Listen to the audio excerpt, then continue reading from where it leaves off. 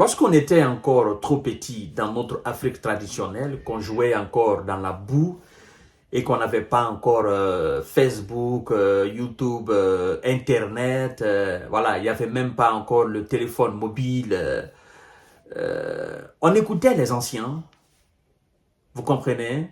Après le manger le soir, on écoutait les anciens, on s'asseyait autour des anciens, on les écoutait. Il y avait les proverbes, voilà, les citations. Ça nous éduquait au fait. Et si moi j'ai retenu quelque chose de ces assises, de nos nombreuses assises autour des anciens, c'est cette assertion africaine qui dit que les conséquences conseillent beaucoup plus que les conseils eux-mêmes. Ah, tout de suite, moi, j'ai compris cela. Trop petit, même, j'ai compris cela. Les conséquences de nos actes posés dans la vie nous conseillent beaucoup plus que les conseils que les gens nous donnent.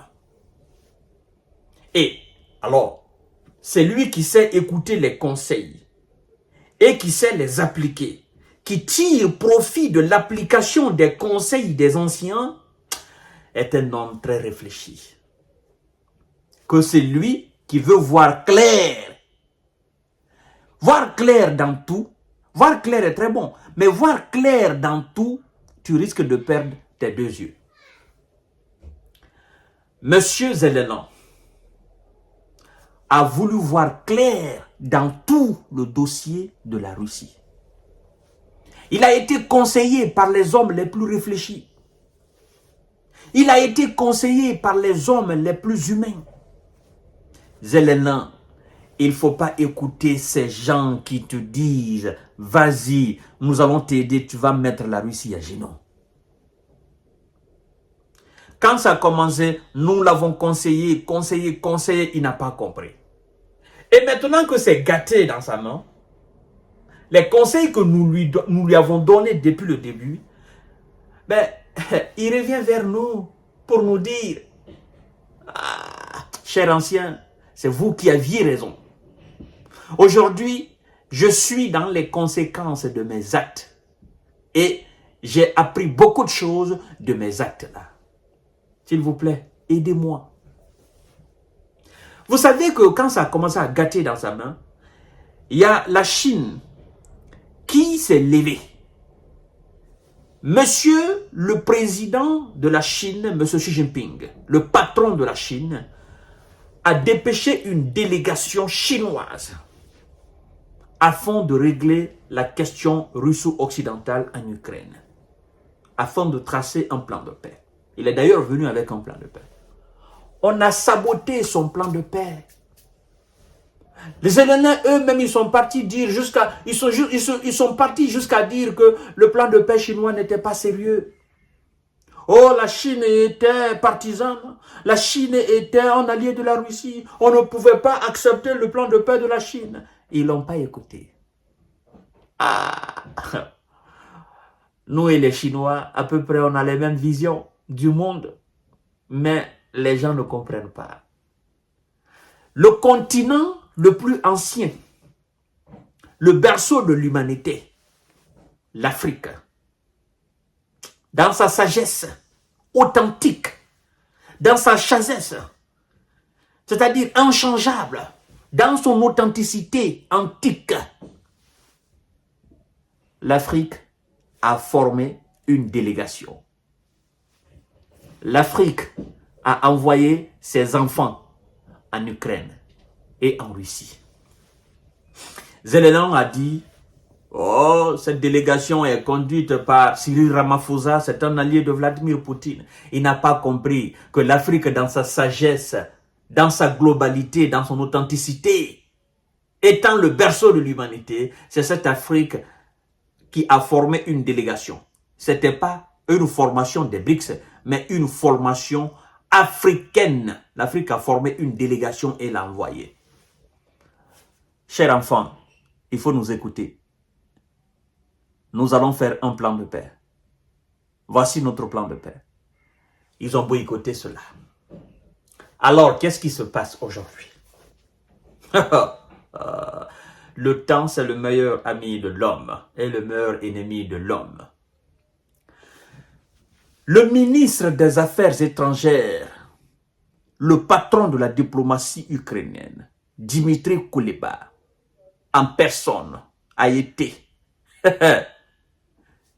dépêché par M. Zelensky. Parce que Dimitri Kuleba ne peut pas prendre la décision de se rendre en Chine sans avoir l'approbation, l'accord de M. Zelensky et de ses alliés. Dimitri Kuleba en personne s'est rendu en Chine pour la toute première fois. Et quel est l'objectif de ce déplacement, de cette visite en Chine? Kuleba veut avoir un dialogue direct avec la Chine afin de tracer un plan de paix avec la Chine pour mettre un terme au conflit russo-occidental en Ukraine. Comment vous trouvez cela? Avant la soi-disant conférence de paix en Ukraine qui s'est passée en Suisse, Zelensky, dans l'euphorie, s'est attaqué à la Chine en disant que la Chine était en train de mener des jeux dangereux dans l'ombre afin de boycotter son, n'est-ce pas, sa conférence. Les Chinois l'ont dit, petit, tu n'as rien compris encore. Nous là, on ne s'assoit pas autour de la table pour parler de paix en Ukraine si la Russie n'est pas là. Donc, va faire ta conférence et puis tu viendras nous trouver dans notre Chine. L'Afrique a dit, bon, on va regarder, comme nous sommes, nous sommes le berceau. Quand vous faites vos machins partout dans le monde là, c'est nous. Nous sommes comme une mère.